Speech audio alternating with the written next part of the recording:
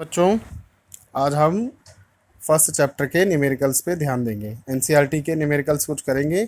इसको बाद में आप लोग एक्सरसाइज कॉपी में नोट कर लेना, और बहुत सारे न्यूमेरिकल्स जो आपके पास दूसरी जो रिफ्रेशर्स हैं उनसे भी आप अपने क्वेश्चंस को कर सकते हो। तो फॉर एग्जांपल, जैसे मैं कुछ न्यूमेरिकल्स में, जैसे पहला न्यूमेरिकल है हमारा एक्सरसाइज 1 का, what is the net force between two small spheres having charges 2 into 10 to the power 7 coulomb and 3 into 10 to the power minus 7 coulomb placed 30 centimetre apart in air। तो बच्चों, numerical solve करने से पहले सबसे पहले हमें ये ध्यान देना होता है कि हमें क्वेश्चन में क्या क्या चीज़ें दी गई हैं। तो यहाँ पर हमें दो चार्जेस का मैग्नीट्यूड दिया गया है, देखो ध्यान से। एक का चार्ज है 2 इंटू 10 टू दी पावर -7, तो इसको हम सपोज Q1 मान लेते हैं, 2 into 10 to the power -7 coulomb.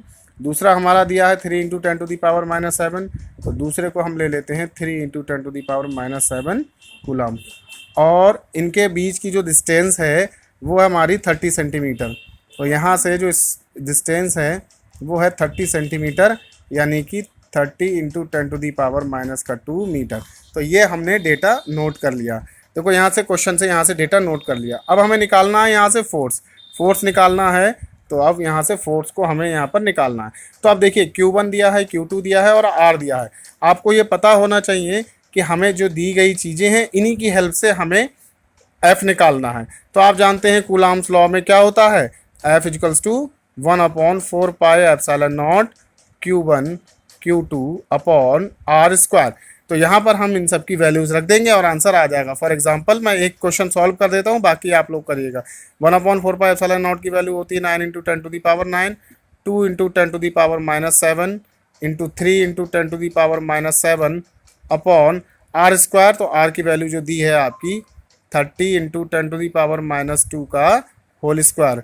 और इसको अब आपको सॉल्व करना है। तो जब आप इसको सॉल्व करेंगे तो ये आ जाएगा आपका 9 into 10 to the power 9 into 2 3 जा 6 into 10 to the power -14 upon ये आ जाएगा 30 into 30 into 10 to the power -4।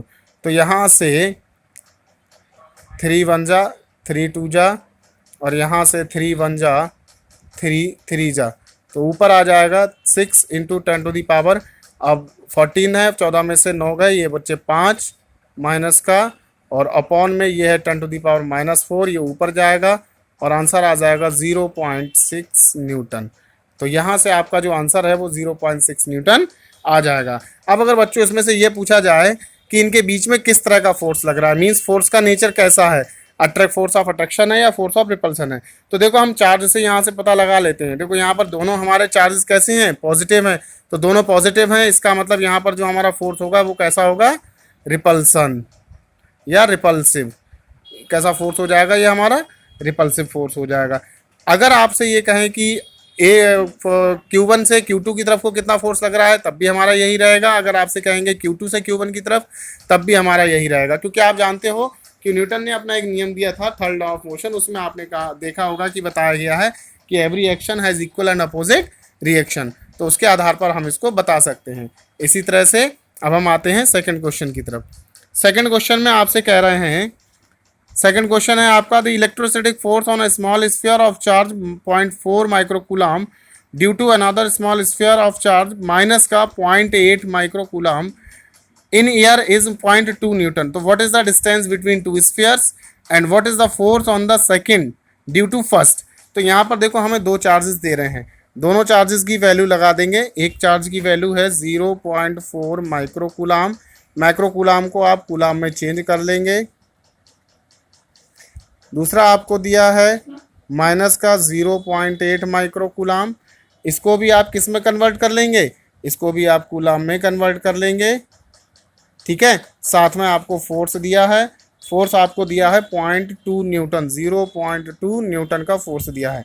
आपसे स्मॉल आर पूछ रहे हैं, तो अब आप आसानी से निकाल सकते हो स्मॉल आर। उसके बाद सेकंड में आपसे कह रहे हैं कि what is the net force on second sphere due to first.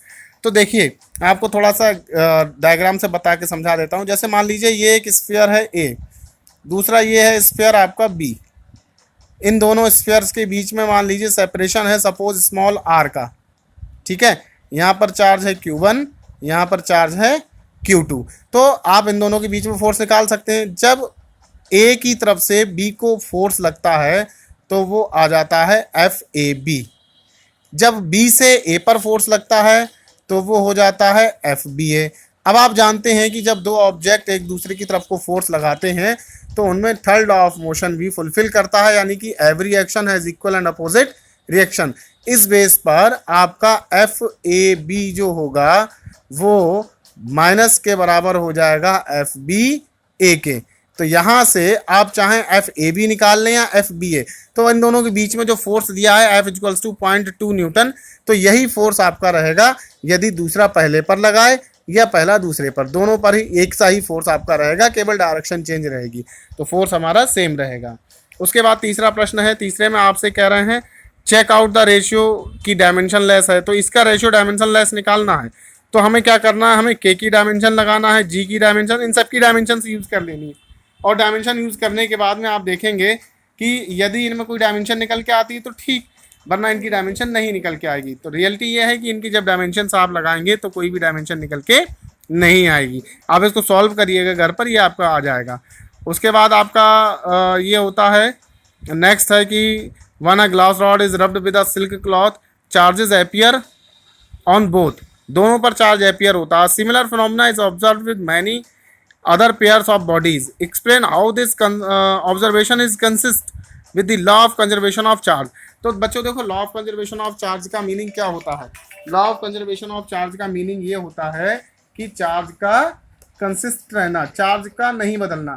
तो जब दो बॉडी के एक साथ आइसोलेशन की बात होती है, जैसे दो बॉडीज होती हैं, जैसे एक बॉडी एक ये है, दूसरी बॉडी ये है, अगर इन दोनों को हम आपस में एक दूसरे से रब कराएंगे तो यहाँ से कुछ चार्जेस निकल के इस पर चले जाएंगे, या यहाँ से कुछ चार्जेस निकल के इस पर चले जाएंगे।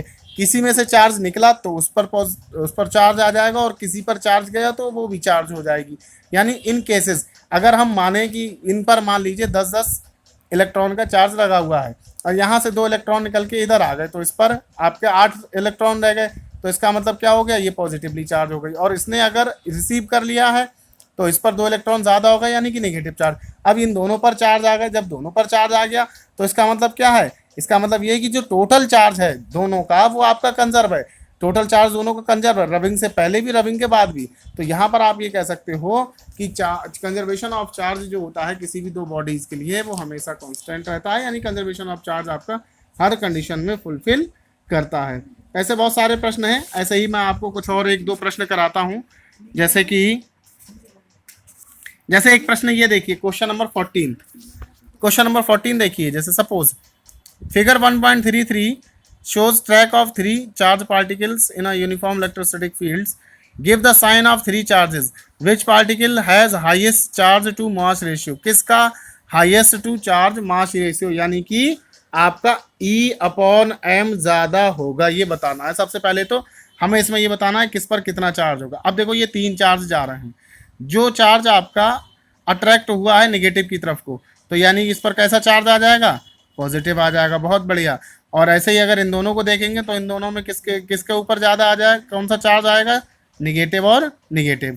अब बात आती है कि हमसे ये पूछ रहे हैं किस पार्टिकल का चार्ज मास रेशियो जो है सबसे ज़्यादा है। तो चार्ज मास रेशियो में सबसे ज़्यादा होने के लिए क्या कंडीशन होनी चाहिए, चार्ज ज़्यादा होना चाहिए और मास को कम होना चाहिए। तो यहाँ पर आप देख रहे हैं कि ये पॉजिटिव चार्ज है। पॉजिटिव चार्ज होता है आपका प्रोटॉन, प्रोटॉन का मास इलेक्ट्रॉन के मास से कहीं ज़्यादा होता है। तो एक बात तो तय है कि इसका तो नहीं होगा, E/m ज़्यादा है। E/m ज़्यादा किसका होगा, इन दोनों में से किसी एक का। अब इन दोनों में भी आप देख रहे हो कि जो ज़्यादा अट्रैक्टिव हुआ है, यानी कि जो ज़्यादा अट्रैक्टिव हुआ है इसका मतलब उसका चार्ज ज़्यादा है, और जो कम अट्रैक्टिव हुआ है उसका चार्ज यानी कि कम है। ई की वैल्यू इसकी ज़्यादा होगी कंपेरेटिवली सेकेंड पार्ट। तो यहाँ पर आप कह सकते हो कि E/m जो है वो सबसे ज़्यादा किसका होगा, फर्स्ट का होगा। ठीक है। तो इस तरह के बहुत सारे प्रश्न होते हैं जो आपको करने होते हैं। कुछ प्रश्न ऐसे भी होते हैं जैसे कि एक आध प्रश्न आप इसका कर लीजिए, सपोज इसका इलेक्ट्रिक फ्लक्स का, जैसे क्वेश्चन नंबर 18 है आपका। क्वेश्चन नंबर 18 आपसे कह रहे हैं a point charge 10 microcoulomb is a distance 5 centimetre directly above the centre of square of side 10 centimetre as shown in figure. What is the magnitude of net electric flux through the square? Think the square of one face of the cube with edge 10 centimetre. तो यहाँ पर आपसे ये कह रहे हैं कि centre पर, किसी क्यूब के सेंटर पर आपका कोई चार्ज रखा है, तो उसकी वजह से किसी एक फेज से पार होने वाला इलेक्ट्रिक फ्लक्स निकालिए। तो उससे इलेक्ट्रिक फ्लक्स आपको निकालना है, तो इलेक्ट्रिक फ्लक्स कैसे निकलेगा? इलेक्ट्रिक फ्लक्स का फार्मूला जो है आप जानते हैं, फाई इक्वल्स टू होता है ई इंटू डी एस, या आप निकाल सकते हैं गॉस थ्योरम से phi equals to Q upon epsilon naught. अब ई इंटू डी एस आपका तभी निकल सकता है जब आपको परमानेंट ई पता हो, ठीक है। अब यहाँ पर आपको ई कंफर्म नहीं है, हालांकि ये 5 सेंटीमीटर की डायरेक्शन पर दिखा रहे हैं, लेकिन यहाँ पर आप जान रहे हो कि 5 सेंटीमीटर की डायरेक्शन पर दिखा तो रहे हैं, अब किस साइड में है, कितना लेना है, ये आप 100% एश्योर्ड नहीं है। तो यहाँ पर हमें फाई निकालने के लिए गॉस थ्योरम की हेल्प लेनी पड़ेगी। अच्छा, गॉस थ्योरम जब आप लगाओगे तो गॉस थ्योरम, ये अगर किसी क्यूब की बात हो रही है तो यहाँ पर जो चार्ज रखा हुआ है सेंटर में, तो सेंटर पर रखा चार्ज जो है डिस्ट्रीब्यूट होगा पूरी तरफ 6 सरफेसेस पर। अब जब ये 6 सरफेसेस पर होगा तो यहाँ से निकलने वाला जो इलेक्ट्रिक फ्लक्स होगा वो 6 सरफेसेस के लिए होगा। यानी अगर यहाँ से आप फाई बराबर क्यू अपॉन एप्सिलॉन नॉट को यूज करते हो तो ये 6 सरफेसेस के लिए एप्लीकेबल होता है। किसी एक के लिए करने के लिए 1/6 करना पड़ेगा, क्यों? क्योंकि हम केवल एक सरफेस से निकालेंगे। तो यहाँ से इसको सॉल्व करने के लिए 1/6 into Q upon epsilon not को यूज करेंगे और आपका आंसर आ जाएगा। तो बच्चों, इस तरह से आपको इसके न्यूमेरिकल्स करने हैं। कल मैं आपका सेकंड चैप्टर स्टार्ट करूंगा। फर्स्ट चैप्टर के मैंने आपको नोट्स प्रोवाइड करा ही दिए हैं, आप उसको अच्छे से मेंटेन करिए, याद करिए और उन पर अच्छे से प्रैक्टिस कीजिए।